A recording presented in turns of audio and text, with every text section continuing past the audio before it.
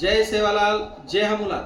माझ्या तमाम गोरबंजारा समाजातील युवकांना व तरुणांना विनंती आहे, आपण आरक्षण हे मिळवणारच आहोत। आपलं हक्क हे आपण अधिकार, आपल्या न्याय हक्कासाठी आपण रस्त्यावर उतरू, न्यायालयीन लढाई लढू, पण आपला न्याय हक्क आपण मिळवायचा आहे।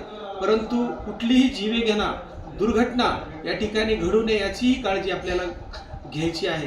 काल परवा बीड जिल्ह्यातील गेवराई तालुक्यातील आमचे बांधव बाळराजे चव्हाण असतील, आज धाराशिव जिल्ह्यातील पवन चव्हाण असतील, त्यांचं आरक्षण लढ्यामध्ये हे बलिदान गोरबंजारा समाज कधीही वाया जाऊ देणार नाही। त्यांच्या आत्म्यास मी शांती मिळो, त्यांना भावपूर्ण श्रद्धांजली अर्पण करतो।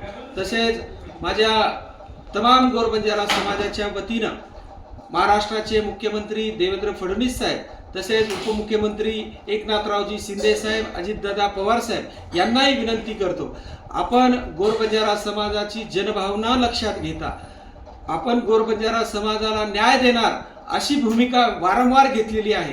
पण आज असं आपण दिसतंय की आपण या विषयाकडे जास्त गांभीर्याने घेऊन आपण गोरबंजारा समाजाला न्याय द्यावा आणि एसटी प्रवर्गामध्ये सामील करून बंजारा समाजाला एसटी आरक्षण द्यावं अशी मी कळकळीची विनंती करतो। आणि येणाऱ्या प्रत्येक जिल्ह्यामध्ये आरक्षणाच्या मुद्द्यावर प्रत्येक जिल्ह्यामध्ये महामोर्चा निघतोय। तसेच येणाऱ्या 15 तारखेला सुद्धा बीड जिल्ह्यामध्ये भव्य असा मोर्चा निघतोय। त्या मोर्चाला पण लाखोच्या संख्येने आपल्याला उपस्थित राहायचंय आणि शांततेने उपस्थिती राहून आपल्याला मोर्चा यशस्वीरित्या आपल्याला करायचा आहे। यासाठी तरुण वर्गांनी जास्तीत जास्त, तसेच माझ्या सर्व बांधवांना विनंती करतो, तसेच माझे राष्ट्रीय बंजारा परिषदचे पदाधिकारी यांनाही विनंती करतो की आपण स्वयंसेवक म्हणून आपण त्या ठिकाणी काम करायचं आहे। बंजारा समाज मोठ्या संख्येने त्या ठिकाणी येणार आहे, त्यासाठी आपण उपस्थिती राहून आपण स्वयंसेवक म्हणून आपल्याला त्या ठिकाणी काम करायचं आहे। यासाठी मी सर्वांना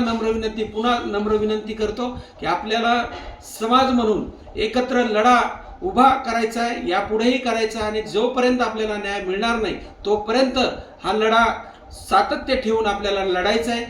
जय हिंद, जय महाराष्ट्र, जय सेवालाल, जय हनुमान।